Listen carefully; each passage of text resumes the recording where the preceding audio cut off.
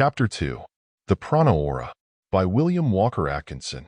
Many writers on the subject of the human aura content themselves with a description of the colors of the mental or emotional aura and omit almost any reference whatsoever to the basic substance or power of the aura.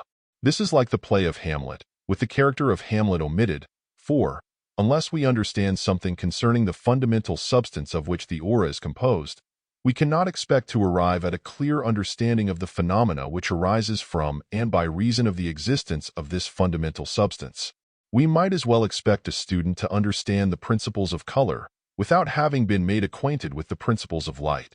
The fundamental substance of which the human aura is composed is none other than that wonderful principle of nature of which one reads so much in all occult writings, which has been called by many names, but which is perhaps best known under the Sanskrit term, but which may be thought of as vital essence, life power, etc.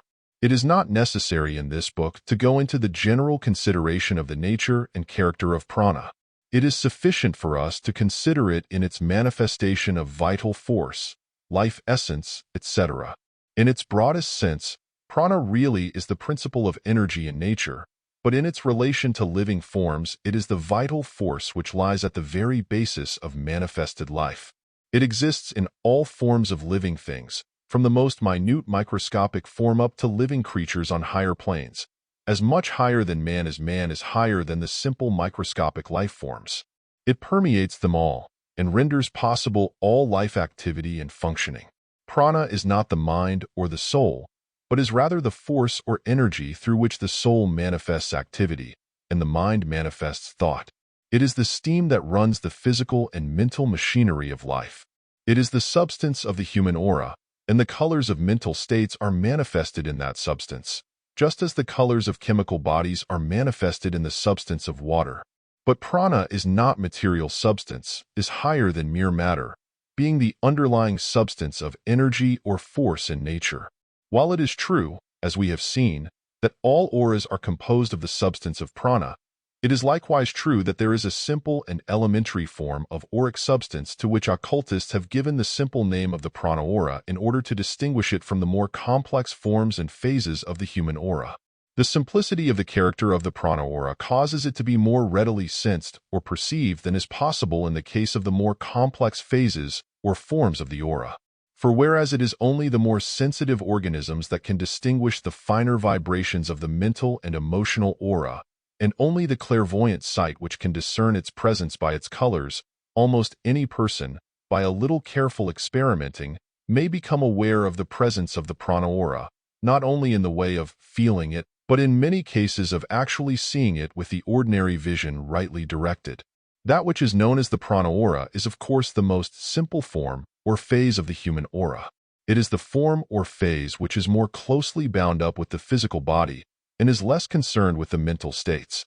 This fact has caused some writers to speak of it as the health aura or physical aura, both of which terms are fittingly applied as we shall see, although we prefer the simpler term we have used here, i.e., the prana aura.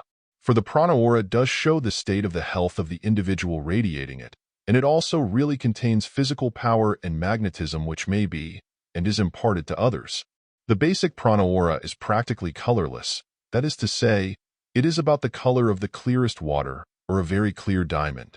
By the clairvoyant vision it is seen to be streaked or marked by very minute, bristle-like lines, radiating outward from the physical body of the individual, in a manner very like the quills upon the fretful porcupine, as Shakespeare puts it. In the case of excellent physical health, these bristle-like streaks are stiff and brittle-looking, whereas, if the general health of the person be deficient, these bristle-like radiations seem to be more or less tangled, twisted, or curly, and, in some cases, present a drooping appearance, and in extreme cases present the appearance of soft, limp fur. It may interest the student to know that minute particles of this prana aura, or vital magnetism, is sloughed off the body in connection with physical exhalations such as scent, etc., and remain in existence for some time after the person has passed from the particular place at which they were cast off. In fact, as all occultists know, it is these particles of the prana aura which serve to give vitality to the scent of living creatures, which enables dogs and other animals to trace up the track of the person or animal for a long time after the person has passed. It is not alone the physical odor, which must be very slight, as you will see upon a moment's consideration.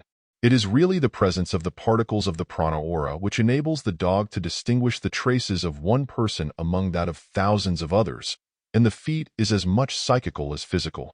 Another peculiarity of the prana aura is that it is filled with a multitude of extremely minute sparkling particles, resembling tiny electric sparks, which are in constant motion. These sparks, which are visible to persons of only slightly developed psychic power, impart a vibratory motion to the prana aura which, under certain conditions, is plainly visible to the average person. This vibratory movement is akin to the movement of heated air arising from a hot stove, or from the heated earth on a midsummer day. If the student will close his eyes partially until he peers out from narrowed lids, and then will closely observe some very healthy person sitting in a dim light, he may perceive this undulating, pulsing vibration extending an inch or two from the surface of the body. It requires some little knack to recognize these vibrations, but a little practice will often give one the key, and after the first recognition, the matter becomes easy. Again, in the case of persons of active brains, one may perceive this pulsating prana aura around the head of the person, particularly when he is engaged in concentrated active thought.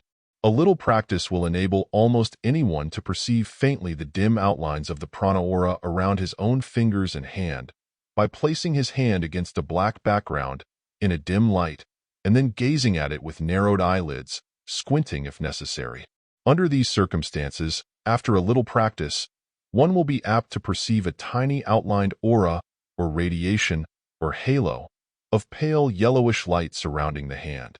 By extending the fingers, fan shape, you will perceive that each finger is showing its own little outlined prana aura.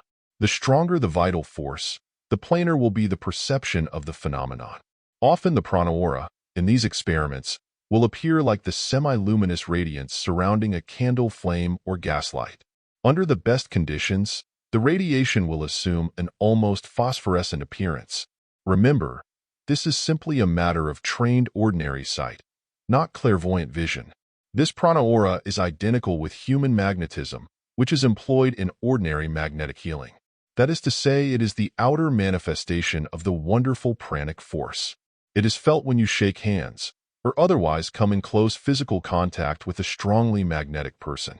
On the other hand, it is what the weakly, human vampire-like persons unconsciously, or consciously, try to draw off from strong persons, if the latter allow them so to do from want of knowledge of self-protection. Who has not met persons of this kind, who seem to sap one's very life force away from him? Remember, then, that the prana aura is the aura or radiation of life force, or vital power, which is the steam of your living activity, physical and mental. It is the pouring out of the vital steam, which is running your vital machinery. Its presence indicates life, its absence lifelessness. End of lesson.